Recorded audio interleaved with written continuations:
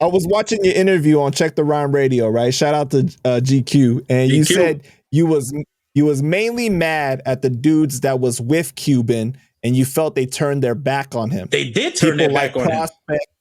People like Prospect and Armageddon. I don't know if Prospect was there. I'm not 100% sure. I don't know that part. I'm just saying that's one of the names that you had said. Let's put it like this. Let's put it like this. I was real mad that the dudes that were there with Cuban, that ran with Cuban. Let me put it like this. None of these cats would have been in a situation with all this music and all this glorifying shit if it wasn't for Pun and Cuban. All right. And the reason I say Cuban as well is because when Pun passed, the torch went on to Cuban. When Cuban did the record, Flowers for the Dead.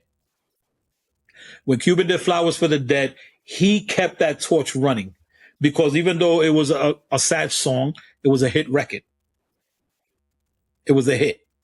Everybody loved that record. That's the record that everybody was booking fucking Cuban for all of these shows everywhere. So he kept the torch lit and he kept this going because of Flowers for the Dead. He had all these niggas still coming to shows and they were all still relevant because of that. So for them to be saying that they were brothers with Cuban and all of this and all of that, and then not defending him when that happened, or even breaking it up, or even getting in the middle, you know what I'm saying? Or even be like, yo, who the fuck cut him? You know what I'm saying? Yo, who did?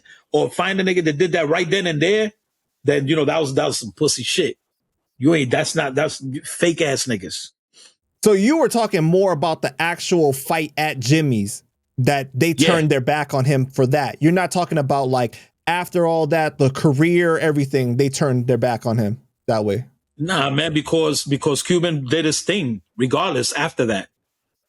Let me, you know, like I said, it ain't to shit on nobody or nothing like that either, but what did any of them do after that? I didn't hear no records. I didn't hear no singles. I didn't hear nothing after that. Nothing after that. Honestly, what did you hear?